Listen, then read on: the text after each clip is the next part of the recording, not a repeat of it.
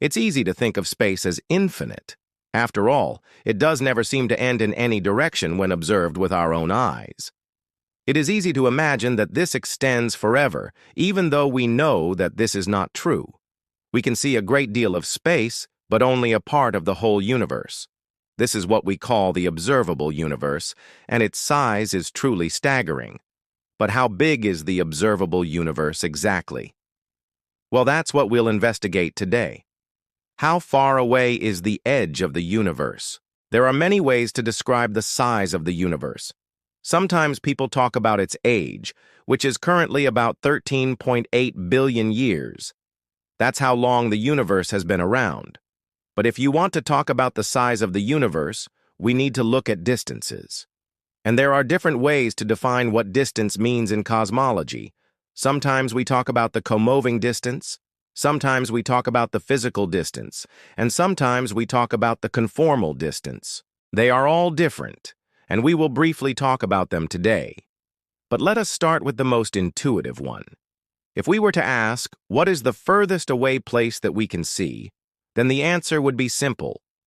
The edge of the observable universe is simply where we can see it ends. The trouble is that we do not see the end of the universe because the universe doesn't really end anywhere. What we observe is light. That's why it's called the observable universe. If we can see it, it is because light got to us from there. So to determine the size of the observable universe, we need to know how far light could have traveled since the beginning of the universe until now. Light travels very fast, but it's not infinite. It travels with the speed of light, which we denote with c. The speed of light is approximately 299,792,458 meters per second. That's pretty fast. It takes light less than a second to travel between two antipodes on Earth. For reference, if you were to fly there with a commercial airplane, it would take over 22 hours. Light reaches us from the sun in about 8 minutes, and from the moon in less than a second. But the distance to the edge of the observable universe is so vast that it takes light over 13.8 billion years to reach us. It's the largest distance that we can currently measure. So to get the size of the observable universe, we multiply the speed of light with the age of the universe, and this gives us a value of 46.6 billion light years. So the radius of the observable universe is about 46.6 billion light years. Let's take a moment to digest that number. It's a lot of light years. I mean, it's a lot of everything. You can fit almost 100 billion Earths into this distance. Or put another way, it's 100 times the distance between the Earth and the Sun. To make sense of this, we need some context.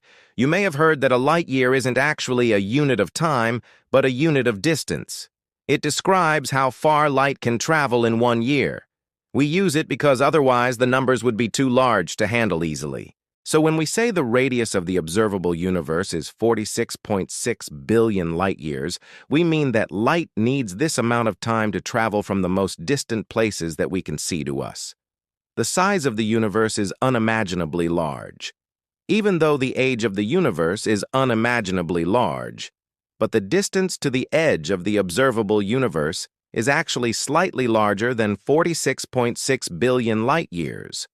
There's an additional 2% on top. The reason for this is that the universe is expanding. Space itself is stretching, pushing the distant parts of the universe away from each other, and with it, the distance between us and those objects increases. This makes the total co-moving distance larger than the distance that light would have traveled if space wasn't expanding.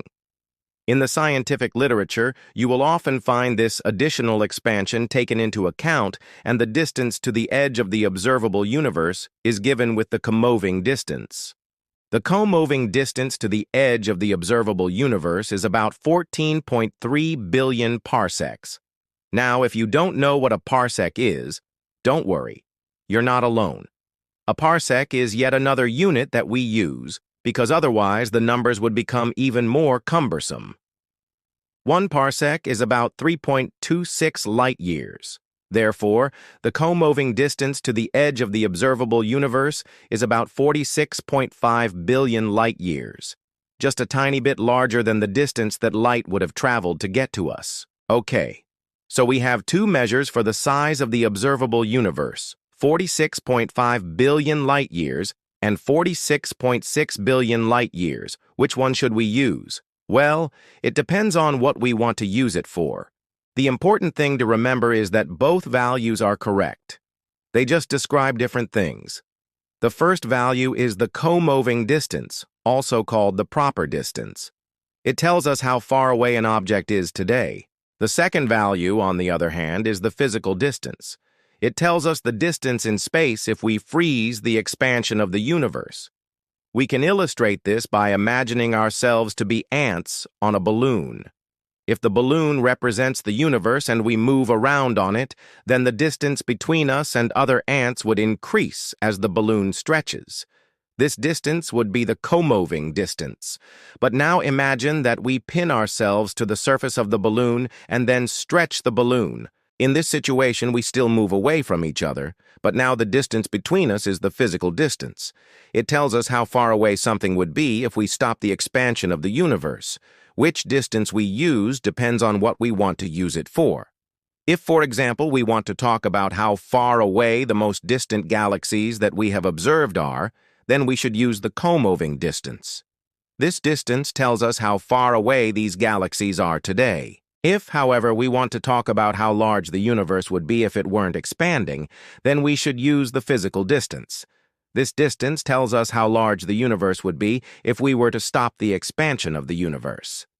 The physical distance can be used to define yet another quantity, the radius of the particle horizon.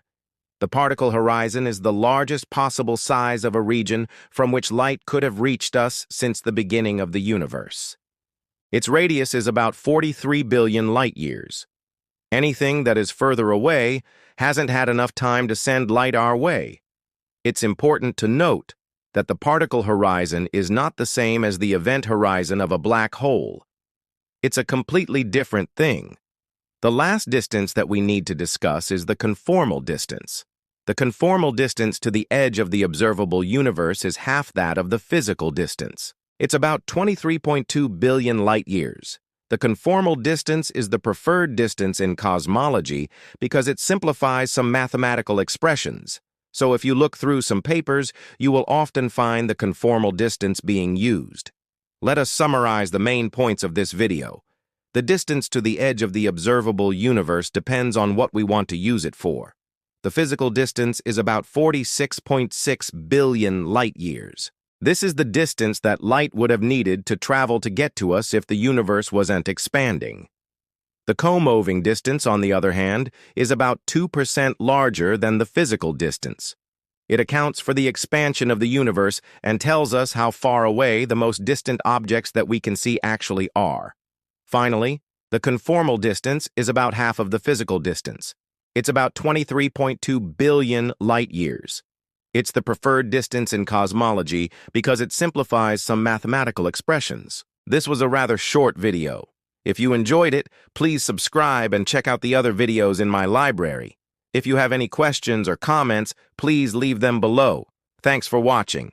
See you next time.